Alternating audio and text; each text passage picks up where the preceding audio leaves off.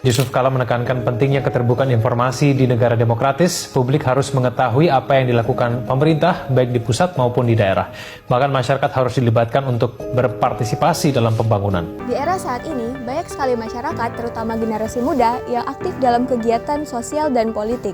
Maka dari itu, penting bagi kita untuk memahami bagaimana demokrasi di Indonesia dijalankan. Demokrasi Pancasila bukan hanya sekedar sistem, tetapi juga cara berpikir dan bertindak yang mencerminkan nilai-nilai bangsa. Apa sih itu demokrasi Pancasila? Demokrasi Pancasila adalah sistem demokrasi yang berdasarkan kelima nilai-nilai Pancasila. Dalam sistem ini, rakyat memegang kekuasaan, tapi cara menjalankannya harus tetap sesuai moral, persatuan, dan keadilan. Yang membedakan dengan demokrasi lainnya adalah demokrasi Pancasila tidak hanya menekankan suara mayoritas, tetapi juga mementingkan semua kepentingan masyarakat melalui musyawarah untuk mufakat. Edukasi demokrasi Pancasila penting agar masyarakat paham bahwa kebebasan politik harus disertai dengan tanggung jawab, saling menghormati, dan mengutamakan kepentingan bersama. Dalam edukasi demokrasi Pancasila ada beberapa hal penting yang harus kita pahami. 1. Ketuhanan dan moralitas, bahwa setiap tindakan politik harus sesuai dengan etika dan kejujuran. 2. Kemanusiaan, bahwa setiap warga negara berhak diperlakukan adil tanpa diskriminasi. 3. Persatuan, perbedaan bukan menjadi pemecah tetapi menjadi alat persatuan. 4. Musyawarah, sebaiknya keputusan diambil melalui diskusi yang menghargai semua pendapat. 5. Keadilan sosial, seluruh kebijakan harus mementingkan kesejahteraan masyarakat secara merata. Melalui edukasi yang benar, kita bisa menumbuhkan sikap demokratis dan tanggung jawab. Selanjutnya dalam penerapan kehidupan sehari-hari.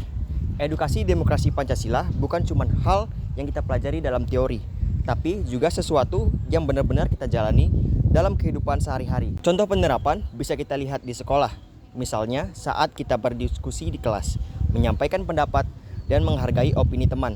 Di situ kita belajar bahwa setiap orang berhak bicara dan didengarkan.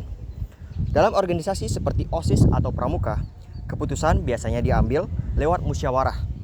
Semua anggota duduk bersama, mencari solusi terbaik, dan itu adalah bentuk demokrasi yang nyata. Contoh di lingkungan masyarakat, saat ada rapat warga, kita bisa melihat bagaimana keputusan-keputusan penting dibuat secara bersama-sama.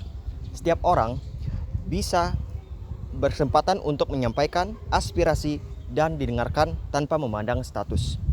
Di media sosial, kita juga dituntut untuk menerapkan nilai demokrasi.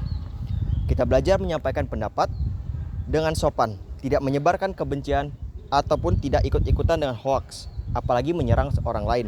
Jadi, semua contoh tadi menunjukkan bahwa edukasi demokrasi Pancasila itu bukan hanya teori, tapi benar-benar hidup dan kita praktikkan setiap hari dalam berbagai situasi. Generasi muda adalah generasi penerus bangsa dan salah satu pengguna internet terbesar di dunia. Maka dari itu, tanpa pemahaman yang baik, demokrasi bisa disalahgunakan. Contohnya dengan menyebarkan informasi palsu, ikut provokasi, atau intoleransi. Edukasi demokrasi Pancasila membantu kita menjadi warga negara yang baik dan kritis, namun tetap menghargai perbedaan. Demokrasi Pancasila penting untuk menjaga keutuhan bangsa. Demokrasi bukan hanya soal memilih, tetapi juga soal menghargai hak orang lain, bermusyawarah, dan juga menjaga persatuan. Semoga lewat video ini kita dapat menjalani demokrasi dengan baik dan beretika.